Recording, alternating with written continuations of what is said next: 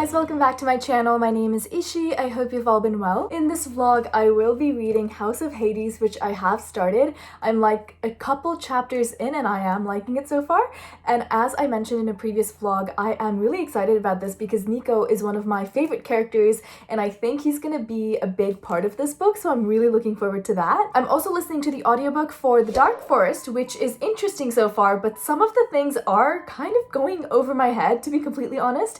And a few days ago, while listening to the audiobook, I did like zone out for like 10 minutes and I didn't go back and re-listen to it because I honestly couldn't be bothered. So I missed a few important bits, I think. But I think with context clues, I should be able to put it together. We'll see how it goes. I wouldn't say I'm like super into it, but it is interesting. A few days ago, I also finished Jade Legacy, and up until like the halfway point, I wasn't so sure about it. I was gonna give it maybe like 3 stars because I did not like it as much as I did the first 2 books. But then a lot of things happened and I like cried 4 times and I still don't know what I think about it, so I need to think about it a little bit more to fully make up my mind about how I want to review and rate it. So I'll think on that and get back to you. But overall, I am really happy that I read the Greenbone Saga because I put it off for so long and I didn't fully know what to expect, but I am so glad I read it because it was such a good series and I haven't read such a good series in so long. Not because I haven't been reading good books, but because I haven't really focused on an entire series, and this was one of the first series that I have finished in a while. Today, I did go to Indigo because I heard there was a sale, but I couldn't find anything that I wanted super terribly, so I didn't end up getting anything. Lately, I haven't really been in the mood of buying books. First of all, I have no room. And also, I'm super particular, I think, about the books that I want to own. Unless they are my most favorite books ever, I keep wanting to get rid of them. I have quite a few books here that I don't feel super strongly about, and every now and then I look at it and think wow, I should give that away. Which is why I'm trying to control myself when it comes to bookstores and buying books, because I don't want to end up with a lot of books that I then end up giving away. Anyway, I'll keep you updated on this.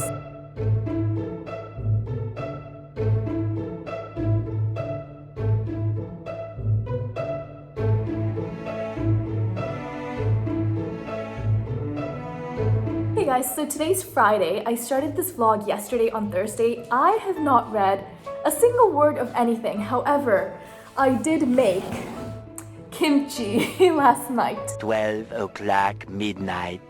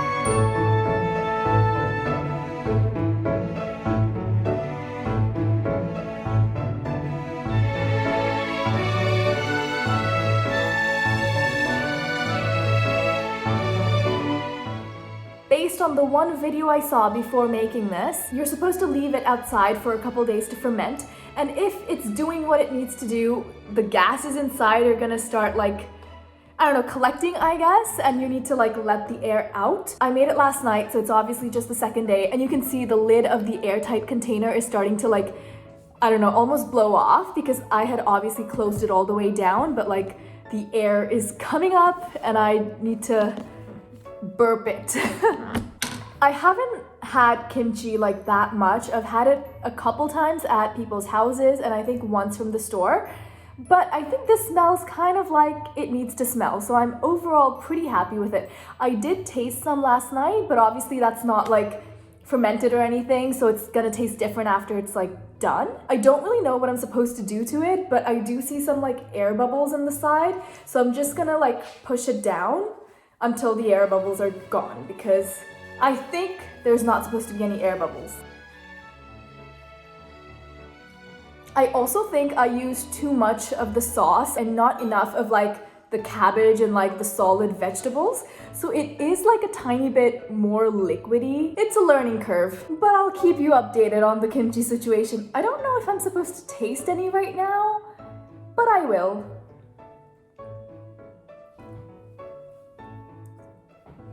Okay, it's obviously like not fermented yet, so the taste isn't very strong. But we're getting there. It's definitely stronger than yesterday, because yesterday it was just like fresh. And there are actual like kimchi containers that people have while they're like fermenting and storing the kimchi, which I obviously don't have, which is why I'm using a Tupperware. And I wonder if that will like affect the taste of it.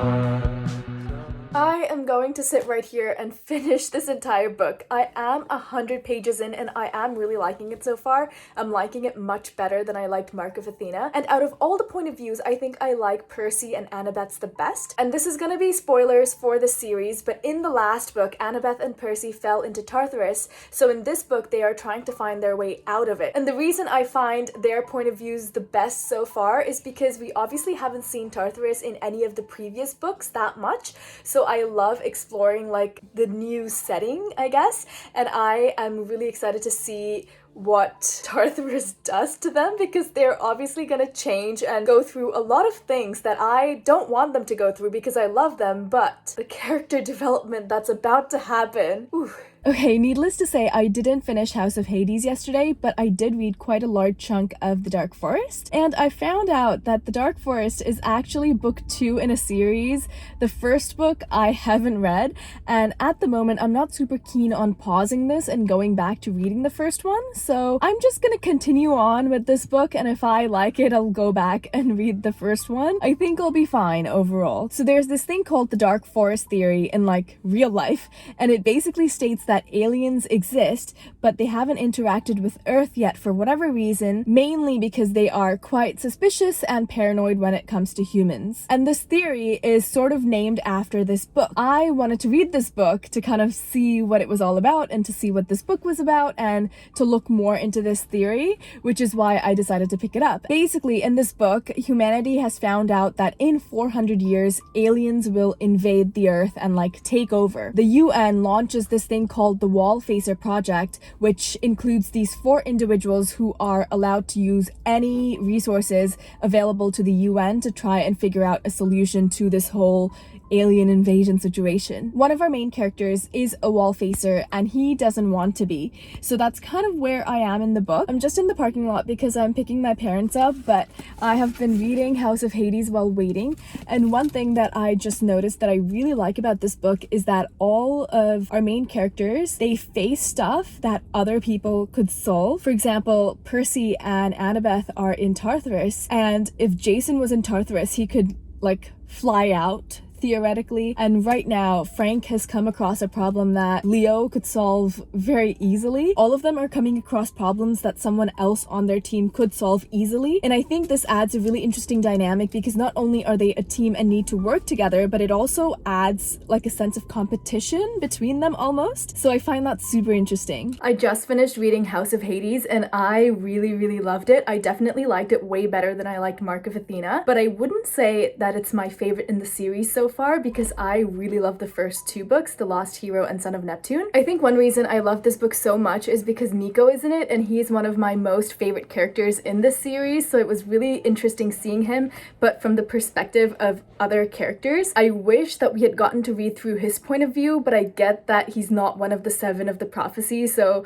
he doesn't get a point of view, but it's still a little bit disappointing. I have to say that I am a tiny bit disappointed in the Percy, Annabeth, and Tartarus storyline. Not because I didn't like what happened, but because I was hoping that Percy would be a bit more stronger, like more epic-ish, you know? There's this one scene where they are facing Misery in Tartarus, like the personification of misery. I forget her name. And Percy basically loses it. He's like attacking her, so she's trying to poison them and he is controlling the poison because the poison is liquid and he can control water. And she also has like tears in her eyes, so he is controlling the tears because that's also liquid. He doesn't really do it that much. He does it for like a few seconds maybe, but then Annabeth stops him because he's like scaring her.